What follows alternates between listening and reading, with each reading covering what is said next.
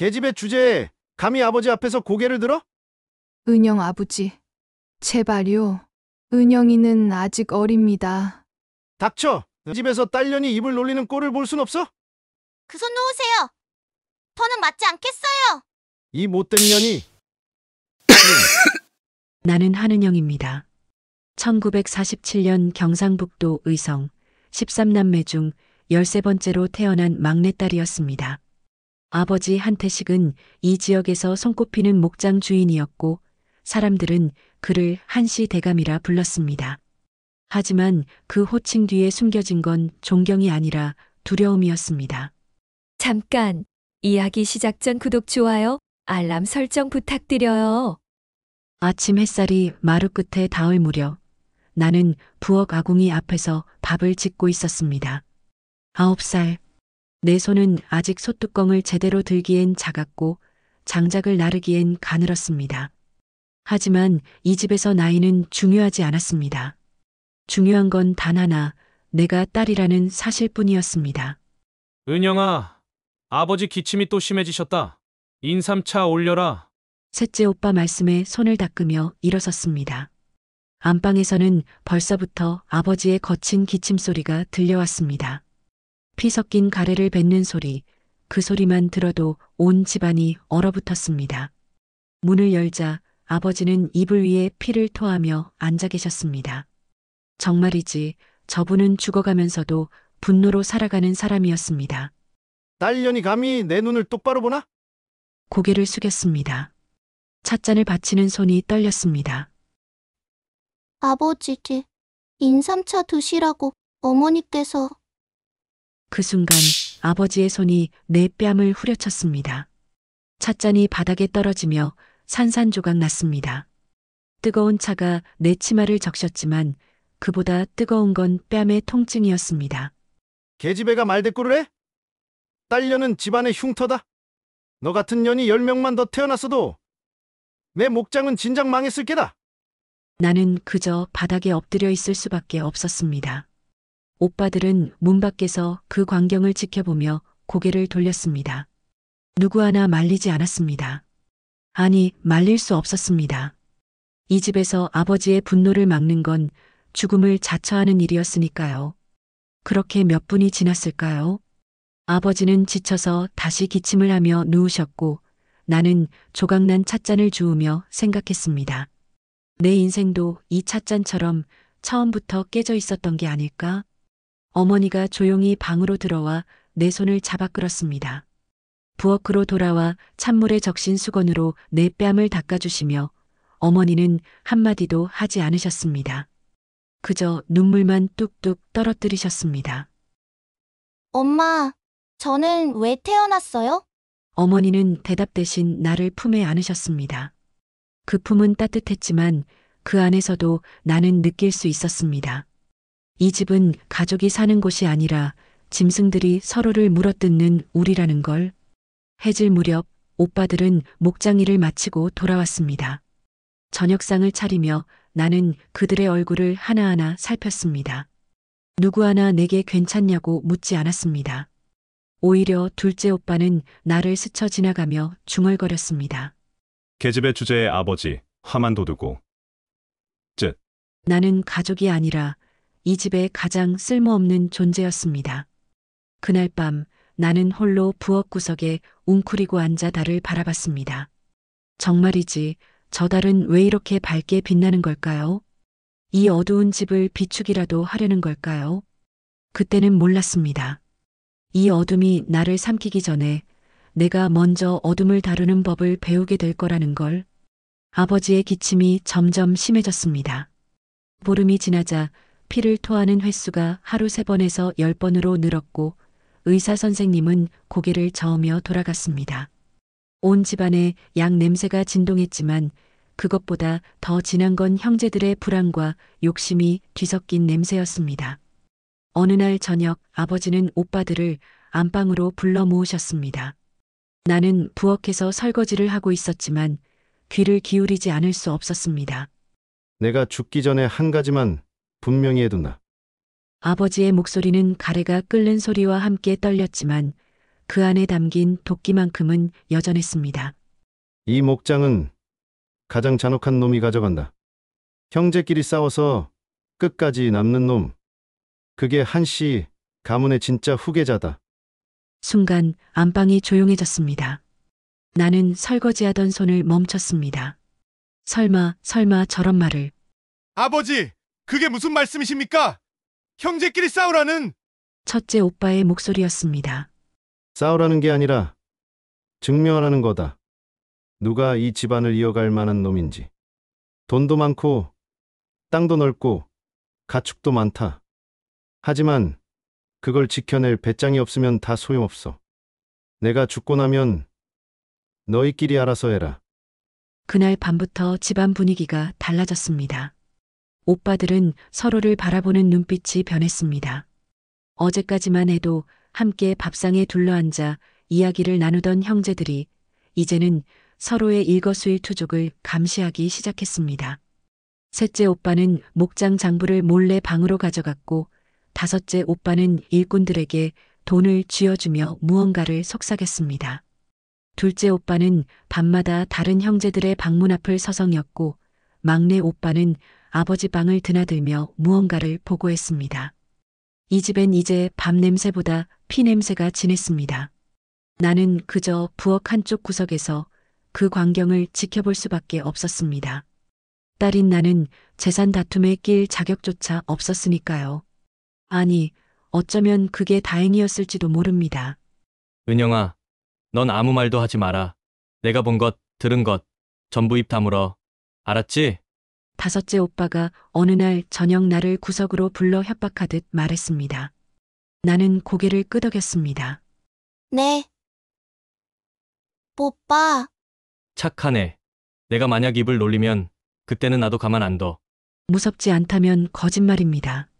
하지만 더 무서운 건 이 집에서 가족이라는 단어가 완전히 사라져버렸다는 사실이었습니다. 사흘 후 첫째 오빠의 방에서 불이 났습니다.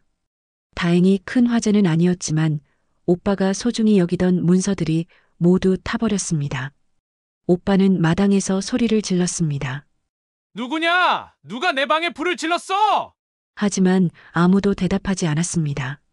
형제들은 그저 고개를 돌린 채 각자 자기 일을 했습니다. 나는 그때 깨달았습니다.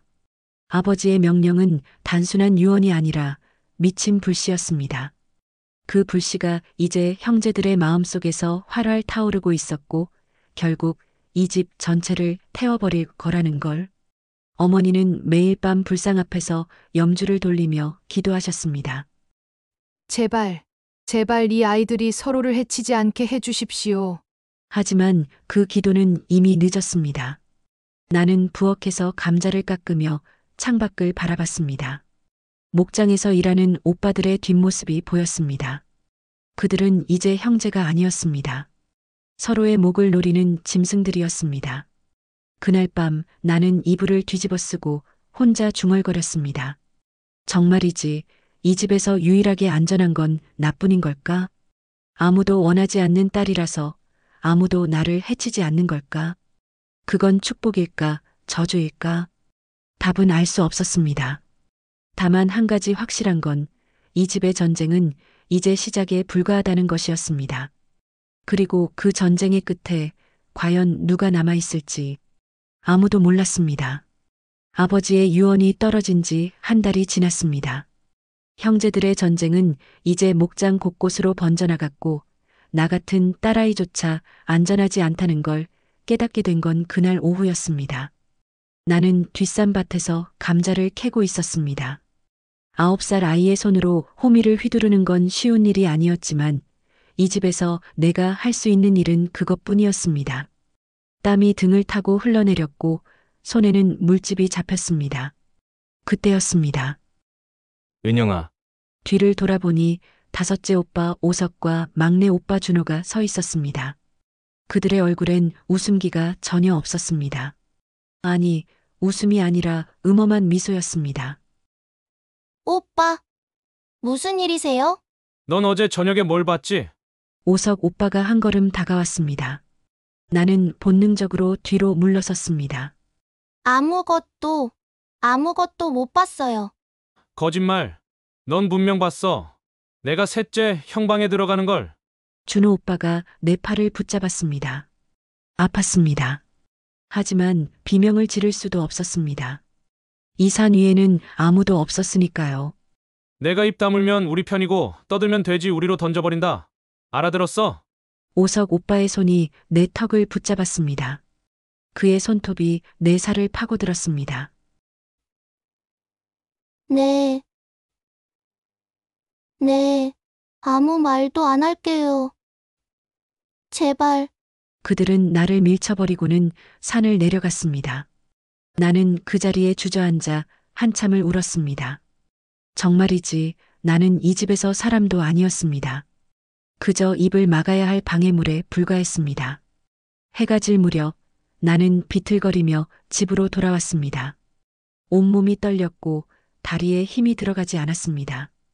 부엌으로 들어서자 어머니가 나를 보고 깜짝 놀라셨습니다. 은영아, 내 팔, 이게 어떻게 된 거니? 어머니는 내 팔에 난 멍자국을 보셨습니다. 하지만 나는 아무 말도 할 수 없었습니다. 말하면 정말로 돼지우리에 던져질 것 같았으니까요. 넘어졌어요. 산에서. 거짓말. 어머니의 목소리가 떨렸습니다. 그날 밤 나는 어머니 품에 안겨 울었습니다. 소리 없이 눈물만 주르르 흘렀습니다. 어머니는 내 머리를 쓰다듬으며 약초를 다듬고 계셨습니다. 은영아, 네. 엄마. 이 세상엔 약이 되는 풀도 있고 독이 되는 풀도 있단다. 어머니는 손에 들고 있던 풀 한 포기를 내게 보여주셨습니다. 이건 당귀라고 해서 피를 맑게 하는 약초지. 하지만 이건 어머니는 다른 풀 한 포기를 꺼내셨습니다. 미나리아제비라고 하는데 이걸 잘못 먹으면 배가 뒤틀리고 정신이 혼미해진단다. 생긴 건 비슷하지? 하지만 결과는 하늘과 땅 차이야. 그래서 사람은 구분할 줄 알아야 산다. 나는 어머니의 눈을 바라봤습니다. 그 눈빛 속에는 슬픔과 함께 무언가 다른 것이 있었습니다. 엄마, 그게 무슨 뜻이에요? 나중에 알게 될 거야. 내가 살아남기 위해 필요한 게 뭔지. 그날 밤 나는 잠을 이룰 수 없었습니다. 어머니의 말이 귓가에서 맴돌았습니다. 약이 되는 풀과 독이 되는 풀을 구분할 줄 알아야 산다. 그 말은 단순히 풀 이야기만은 아닌 것 같았습니다. 창밖으로 달빛이 들어왔습니다. 안방에서는 아버지의 기침 소리가, 오빠들 방에서는 웅성거리는 목소리가 들려왔습니다. 이 집은 밤이 되면 더욱 무서웠습니다. 나는 이불을 끌어안고 중얼거렸습니다. 그날 나는 배웠습니다. 인간의 독은 풀보다 무섭다는 걸. 그리고 이 집에서 살아남으려면 나도 그 독을 알아야 한다는 걸. 어머니가 내게 보여준 건 단순한 약초가 아니었습니다. 그건 이 지옥 같은 집에서 살아남는 방법이었고 언젠가 내가 써야 할 무기의 첫 번째 조각이었습니다. 며칠이 지났습니다. 형제들의 싸움은 갈수록 잔인해졌습니다. 둘째 오빠는 셋째 오빠의 소 2마리를 몰래 팔아버렸고 넷째 오빠는 다섯째 오빠의 창고에 불을 질렀습니다. 집안은 이제 전쟁터였습니다. 그리고 나는 여전히 그 전쟁터 한복판에서 숨죽이며 살아가고 있었습니다. 어느 날 새벽 어머니가 나를 깨웠습니다. 은영아, 일어나거라. 엄마 따라와. 잠결에 일어나 어머니를 따라 나섰습니다. 어머니는 뒷산으로 향했습니다. 해는 아직 뜨지 않았고 온 세상이 잿빛이었습니다. 엄마, 어디 가는 거예요? 쉬. 조용히 해. 우리는 산 중턱의 작은 움막에 도착했습니다. 그곳은 어머니가 평소에 약초를 말리는 곳이었습니다. 하지만 오늘은 뭔가 달랐습니다. 어머니는 움막 구석에 있는 나무 상자를 꺼내셨습니다. 자물쇠를 열자 그 안에는 온갖 종류의 풀과 뿌리, 그리고 낡은 공책 한 권이 들어 있었습니다. 은영아, 잘 봐라. 어머니는 풀 한 포기를 꺼내셨습니다. 이건 들깨처럼 생겼지? 하지만 이건 동말풀이란다. 한 줌이면 사람을 며칠간 잠재울 수 있어. 정신이 혼미해지고 헛것이 보이지. 나는 숨이 막혔습니다. 엄마, 왜 이런 걸? 살아남기 위해서란다. 어머니의 눈빛이 달라졌습니다. 항상 온화하고 슬프기만 했던 그 눈에 이제는 차가운 결기가 담겨 있었습니다. 은영아, 엄마는 내가 이 집에서 죽는 걸 볼 수 없어. 내 오빠들은 이미 사람이 아니야. 아버지의 유산 때문에 미쳐버렸어. 그리고 언젠가 그들의 칼날이 너한테도 올 거야. 나는 떨리는 손으로 동말풀을 바라봤습니다. 하지만 이건 독이죠? 맞아. 하지만 독도 쓰는 사람에 따라 약이 될 수 있단다. 어머니는 공책을 펼치셨습니다. 거기에는 온갖 풀의 이름과 효능, 그리고 사용법이 빼곡히 적혀 있었습니다. 이건 엄마가 30년 동안 기록한 거란다. 백할머니한테 배운 것, 산에서 직접 터득한 것, 모두 여기 있어.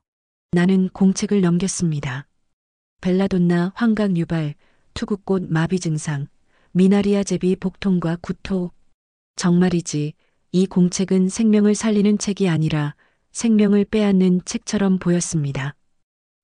엄마, 나한테 왜 이걸 보여주는 거예요? 어머니는 내 손을 꼭 잡으셨습니다. 내가 선택해야 해.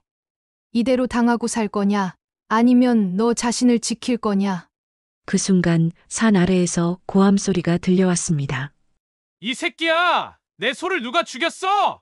오빠들이 또 싸우고 있었습니다.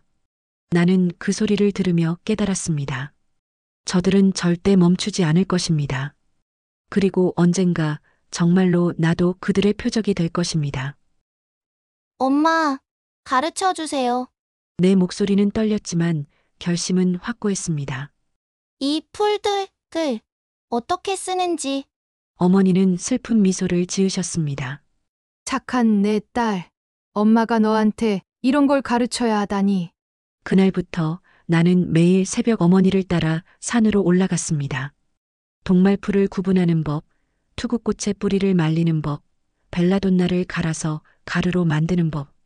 모든 것을 배웠습니다. 어머니는 말씀하셨습니다. 은영아, 이 지식은 칼과 같단다. 사람을 지킬 수도, 해할 수도 있어.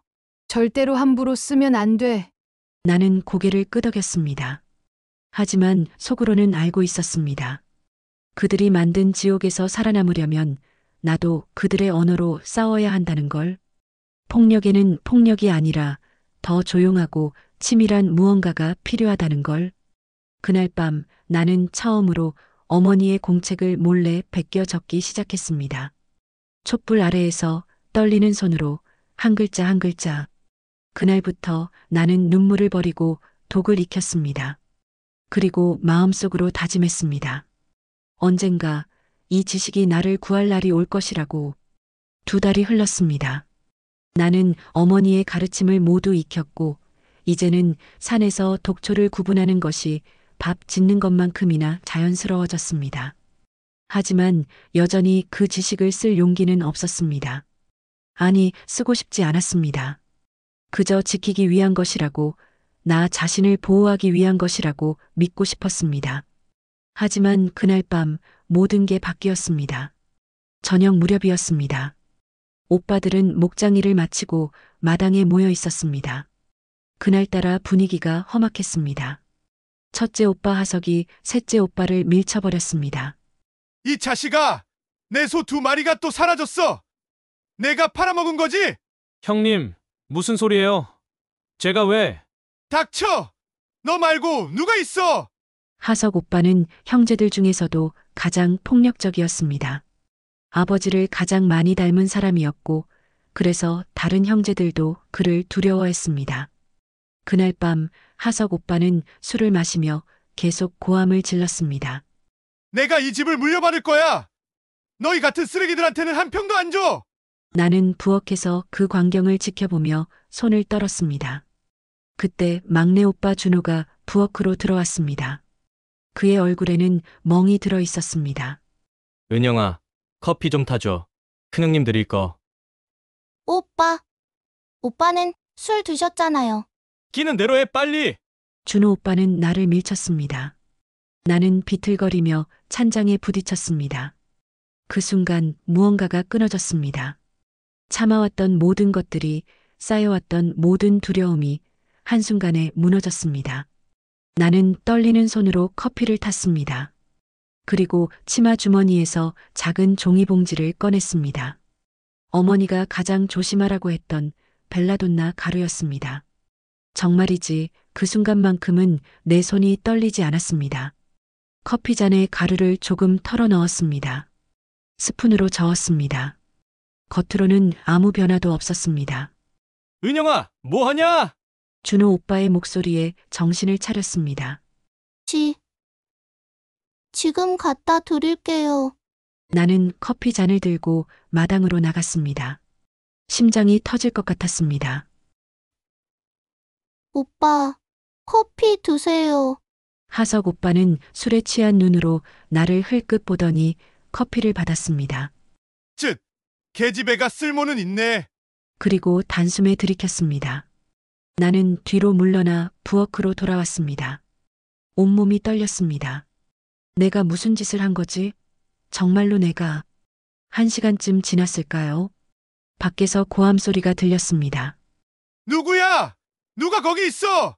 하석 오빠의 목소리였습니다. 하지만 뭔가 이상했습니다. 목소리가 떨리고 있었습니다. 형님, 아무도 없어요.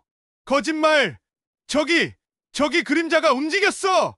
형제들이 웅성거리기 시작했습니다. 형, 술을 너무 드신 거 아니에요? 닥쳐! 너희가 나를 죽이려고 하는 거지! 다 알아! 다 들렸어! 하석 오빠는 갑자기 헛것을 보기 시작했습니다. 벽을 향해 소리를 지르고 없는 사람과 대화를 나눴습니다. 아버지가 왜 여기 계세요? 저 사람들을 보세요! 다 저를 죽이려 해요! 형제들은 당황했습니다. 나는 부엌 구석에서 그 광경을 지켜봤습니다. 어머니가 말씀하셨습니다. 벨라돈나는 환각을 일으킨다고, 그 사람이 가장 두려워하는 것을 보게 한다고. 그리고 그날 밤 재앙이 일어났습니다. 하석 오빠는 부엌에서 칼을 들고 나왔습니다. 너희가 나를 배신했어! 다 죽여버릴 거야! 셋째 오빠가 말리려 했지만 하석 오빠는 이성을 잃었습니다. 칼을 휘둘렀고 셋째 오빠의 팔에서 피가 흘렀습니다. 큰형, 정신 차려! 하지만 소용없었습니다. 결국 형제들이 하석 오빠를 제압했고 그를 창고에 가뒀습니다. 안방에서는 아버지가 그 광경을 보고 있었습니다. 피를 토하면서도 그는 웃고 있었습니다. 그래, 그게 한가의 피지. 나는 그날 밤 한숨도 자지 못했습니다.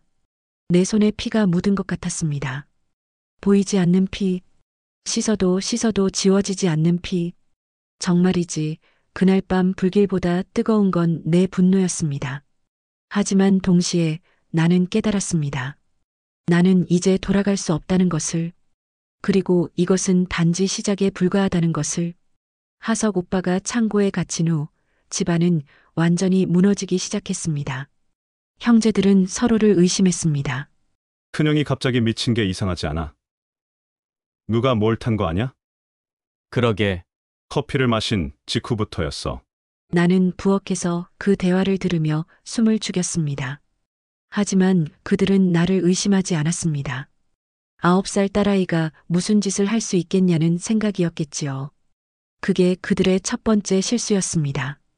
사흘 후 둘째 오빠가 갑자기 배를 움켜쥐고 쓰러졌습니다. 으악! 배가 뒤틀려! 의사 선생님이 왔지만 원인을 알 수 없다고 했습니다. 나는 알고 있었습니다.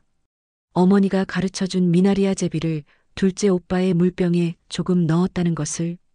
그는 사흘 밤낮을 앓았고 결국 몸을 가누지 못하게 되었습니다. 형제들은 공포에 떨기 시작했습니다. 이 집에 뭔가 있어! 저주라도 걸린 거야! 아니면 누군가가 우리를 노리고 있는 거야! 그들은 서로를 더욱 의심했습니다.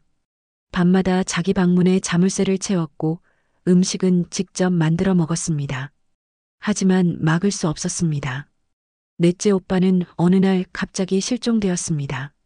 뒷산에서 일하러 갔다가 돌아오지 않았습니다. 사람들이 나흘을 수색했지만 흔적조차 찾지 못했습니다.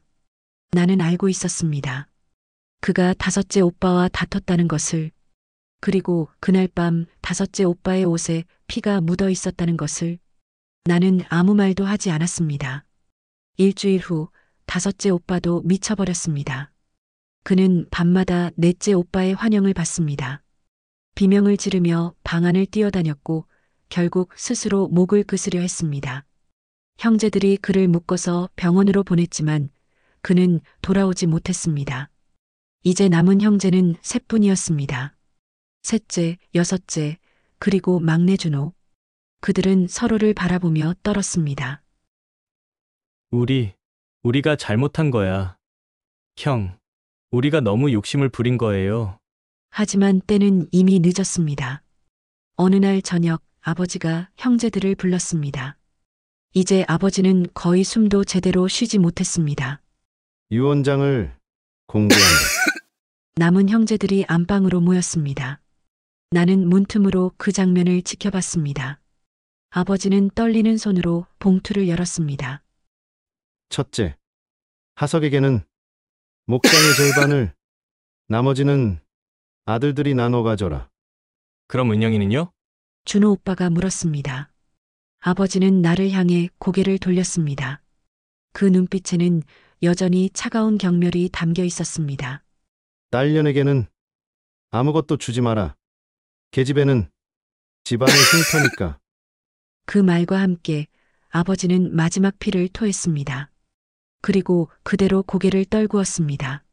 한태식, 이 집의 폭군이자 모든 비극의 시작이었던 남자가 죽었습니다. 형제들은 울지 않았습니다. 그저 유언장만 바라볼 뿐이었습니다. 나는 문틈에서 물러나 부엌으로 돌아왔습니다. 그리고 조용히 웃었습니다. 딸년에게는 아무것도 주지 마라. 맞습니다, 아버지. 당신 말이 맞아요. 나는 이미 다 가졌으니까요. 그들의 몰락이라는 상속을. 다음 날 장례식이 치러졌습니다. 마을 사람들이 모였지만 아무도 슬퍼하지 않았습니다. 한태식을 사랑한 사람은 아무도 없었으니까요. 형제들은 장례식이 끝나자마자 재산 분배를 놓고 다시 싸우기 시작했습니다. 큰형은 미쳐서 창고에 갇혀 있어. 그러니까 큰형 몫은 우리가. 안 돼! 유언장에 분명히! 그날 밤 셋째 오빠와 여섯째 오빠가 칼부림을 벌였습니다. 결국 둘 다 피를 흘리며 쓰러졌고 마을 사람들이 그들을 떼어놓았습니다. 나는 그 광경을 창밖에서 지켜봤습니다. 정말이지 피는 피를 부르는 법이었습니다. 그리고 일주일 후 남은 형제들도 하나둘 사라졌습니다. 셋째 오빠는 빚에 쪼들려 목장을 떠났고 여섯째 오빠는 칼부림의 후유증으로 정신을 잃고 병원에 입원했습니다. 막내 준호만 남았습니다. 그는 매일 술을 마시며 빈 목장을 배회했습니다. 다 사라졌어. 형들이 다. 어느 날 밤 그는 부엌으로 비틀거리며 들어왔습니다. 인영아, 넌 행복하냐? 나는 그를 바라봤습니다. 저는 그저 살아남았을 뿐이에요, 오빠. 준호 오빠는 울먹이며 고개를 떨궜습니다. 우리가 잘못했어. 미안해. 하지만 나는 아무런 감정도 느끼지 못했습니다. 그들은 재산을 가졌지만 나는 자유를 가졌습니다. 그리고 그것으로 충분했습니다. 형제들이 모두 떠난 후 목장은 텅 비었습니다. 남은 건 나와 어머니 그리고 빈 집뿐이었습니다. 마을 사람들은 한씨 집안이 저주를 받았다고 수군거렸습니다. 하지만 아무도 진실을 몰랐습니다. 그날 밤 어머니가 나를 부르셨습니다. 은영아, 엄마 방으로 오너라. 어머니의 방에는 촛불 하나만 켜져 있었습니다. 어머니는 그 낡은 나무 상자를 무릎 위에 올려놓고 계셨습니다. 은영아, 엄마가 물어볼 게 있다. 나는 고개를 숙였습니다. 심장이 요동쳤습니다. 네. 엄마, 내가 시작했니? 침묵이 흘렀습니다. 나는 대답할 수 없었습니다. 아니, 대답하고 싶지 않았습니다. 은영아, 엄마 눈을 봐라. 고개를 들었습니다. 어머니의 눈에는 눈물이 고여 있었습니다. 엄마는 내가 그저 자신을 지키라고 가르쳤던 거야. 남을 해치라고 가르친 게 아니었어. 그 순간 나도 모르게 눈물이 터져 나왔습니다. 엄마, 저는 어떻게 해야 했어요? 목소리가 떨렸습니다. 참아왔던 모든 것들이 한꺼번에 쏟아져 나왔습니다. 저는 매일 맞았어요. 아버지한테, 오빠들한테, 밥을 먹을 때도, 잠을 잘 때도 항상 무서웠어요. 언제 또 맞을까? 언제 또 욕을 들을까? 은영아, 9살이었어요. 엄마, 겨우 9살이었는데 저는 이 집에서 사람 취급도 못 받았어요. 딸년, 계집애, 흉터, 그게 제 이름이었어요. 어머니는 나를 끌어안으셨습니다. 엄마, 오석 오빠가 저를 산에서 협박했을 때 진짜 죽을 것 같았어요. 준호 오빠가 저를 밀쳤을 때 제 안에서 뭔가가 부러졌어요. 숨을 크게 들이쉬었습니다. 그래서 저는 결심했어요. 더는 당하지 않겠다고. 그들이 만든 지옥에서 저도 그들의 언어로 말하기로 했어요. 은영아. 하지만 그건 독이었지. 네. 맞아요. 저는 독을 탔어요. 처음으로 입 밖으로 꺼냈습니다. 숨겨왔던 진실을. 하석 오빠 커피에 벨라돈나를 탔어요. 둘째 오빠 물병에는 미나리아제비를. 그들이 서로를 의심하게 만들고 서로를 해치게 만들었어요. 어머니는 손으로 입을 막으셨습니다. 하지만 엄마, 나는 어머니를 똑바로 바라봤습니다. 제가 하지 않았다면 저는 지금 살아있지 못했을 거예요. 오빠들은 절대 멈추지 않았을 거예요. 저는 그저 살고 싶었어요. 긴 침묵이 흘렀습니다. 어머니는 천천히 나무 상자를 열으셨습니다. 그리고 그 안에 있던 모든 독초를 꺼내셨습니다. 은영아, 이 풀들은 사람을 죽이는 것도 살리는 것도 아니란다. 엄마, 이건 그저 풀일 뿐이야. 중요한 건 그걸 쓰는 사람의 마음이지. 어머니는 동말풀 한 포기를 들어 올리셨습니다. 엄마가 내게 이걸 가르친 건 내가 악한 사람이 되라는 게 아니었어. 이 세상의 악으로부터 스스로를 지킬 수 있는 지혜를 갖추라는 거였단다. 하지만 저는 그들을. 너는 살았어, 은영아. 어머니는 내 손을 꼭 잡으셨습니다. 내 오빠들은 스스로 무너진 거야. 욕심이, 증오가, 아버지가 심어놓은 독이 그들을 망쳤어. 너는 그저 방아쇠를 당긴 것뿐이야. 그럼 제 잘못이 아니에요? 잘못이고 아니고를 떠나서 어머니는 촛불을 바라보셨습니다. 너는 이제 선택해야 해. 이 독과 함께 평생을 살 거냐? 아니면 이제 그만 놓아줄 거냐? 그날 밤 어머니와 나는 뒷산으로 올라갔습니다. 달빛 아래서 우리는 그 나무 상자를 땅에 묻었습니다. 모든 독초와 함께 30년간의 비밀과 함께. 엄마, 우리 어디로 갈까요? 강원도 쪽에 엄마 친구가 있단다. 거기 가서 새로 시작하자. 약초 농사를 지으면서. 약초요? 독초 말고요? 그래. 이젠 사람을 살리는 풀만 키우는 거야. 어머니는 내 머리를 쓰다듬으셨습니다. 은영아, 너는 이제 치유의 손을 가진 사람이 될 거야. 해를 주던 손이 아니라 살리는 손으로. 그날 밤 나는 처음으로 평화롭게 잠들었습니다. 악몽도 없었고 두려움도 없었습니다. 그리고 일주일 후 우리는 의성을 떠났습니다. 뒤돌아보지 않았습니다. 그 지옥 같았던 집도 피로 얼룩진 목장도 모두 뒤에 남겨두었습니다. 새로운 삶을 향해 어머니와 나는 걸어갔습니다. 2025년 강원도 산자락. 카메라 앞에 앉은 나는 이제 78세의 할머니가 되었습니다. 주름진 손으로 약초한 다발을 들고 렌즈를 향해 미소 짓습니다. 뒤로는 푸른 산과 약초 밭이 펼쳐져 있습니다. 안녕하세요, 여러분. 약초 할머니 은영입니다. 요즘 젊은 사람들은 유튜브라는 걸 한다고 해서 손녀가 도와줘서 시작했습니다. 처음엔 그저 약초 이야기나 할까 했는데 구독자분들이 제 인생 이야기를 듣고 싶다고 하시더군요.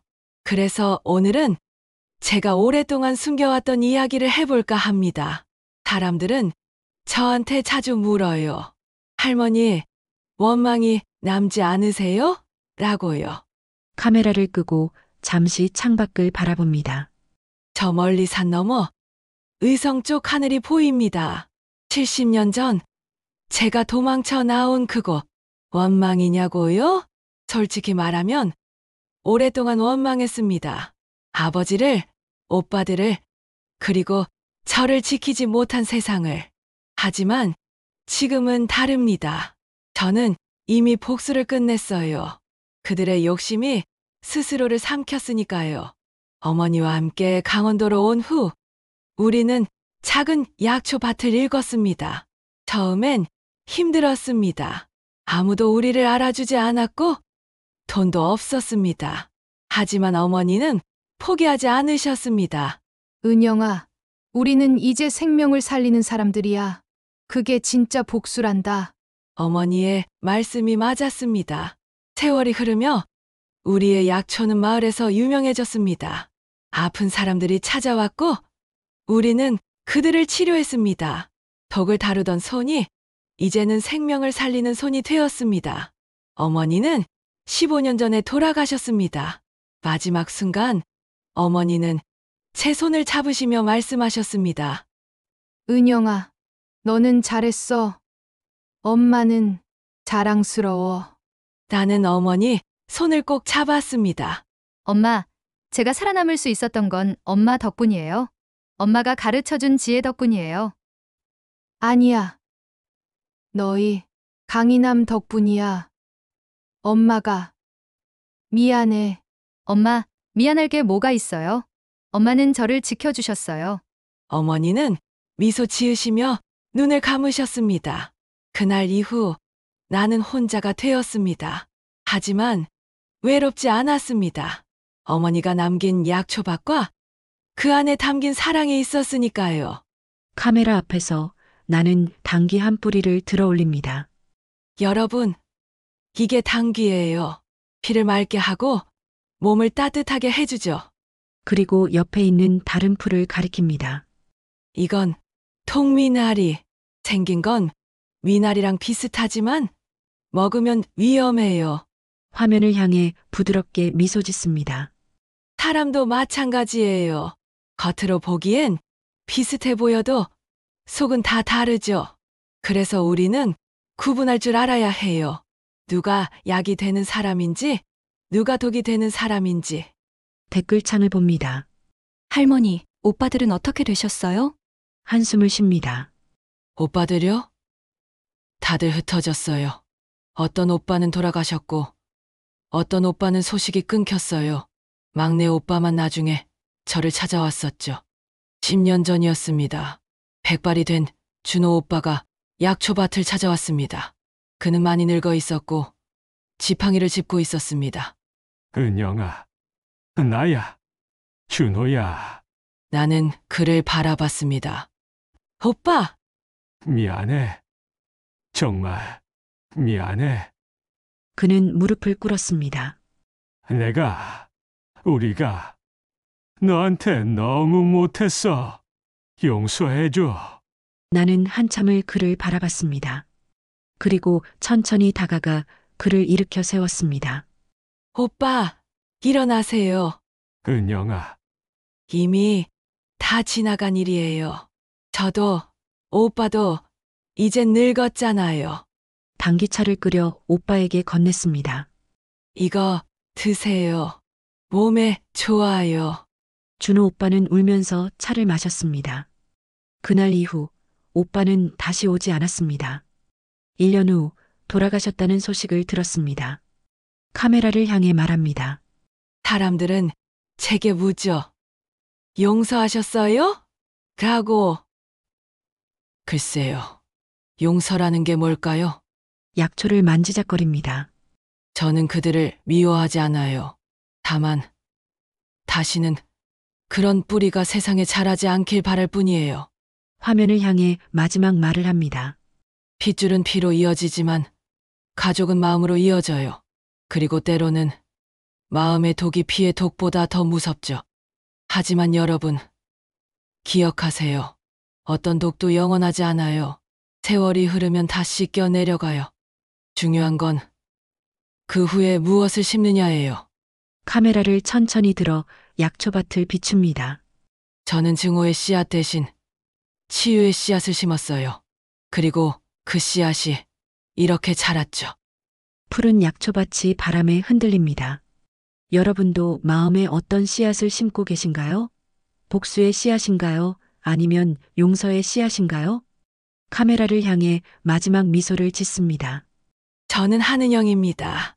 13남매 중 막내딸로 태어나 아무도 원하지 않았던 단련이었지만 지금은 많은 사람을 치유하는 약초 할머니가 되었어요. 여러분의 인생도 처음이 끝이 아니에요. 씨앗을 다시 심으세요. 그리고 기다리세요. 반드시 봄은 옵니다. 영상을 끝내고 나는 밭으로 나갑니다.